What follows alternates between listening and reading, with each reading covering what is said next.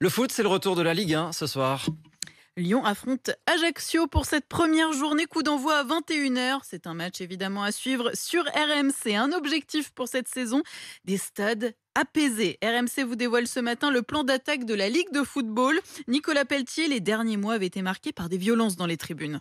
Il y a un an, lors d'un Montpellier-Marseille, Valentin Rongier était touché en plein visage par une bouteille. Cette saison, le club héroltais a décidé de prendre les devants en installant des filets derrière les buts.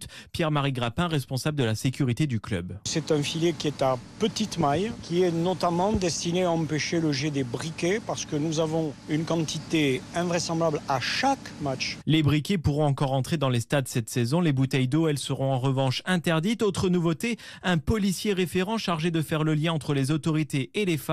Kylian Valentin, porte-parole de l'Association nationale des supporters, le répète, une meilleure formation des stadiers reste la priorité. La solution la plus simple et la moins restrictive, c'est de mettre en place des stadiers. Sauf qu'on sait que les clubs sont confrontés à une pénurie de stadiers depuis la fin Covid. Là, en passant directement, comme on l'a vu la photo à Angers ou à Ajaccio, directement par le système de cage, c'est-à-dire qu'on passe tout de suite au tout restrictif. D'autres mesures pourraient être prises en cours de saison. Un rapport sur les violences dans les stades commandé par la Ligue au criminologue Alain Bauer sera rendu fin septembre.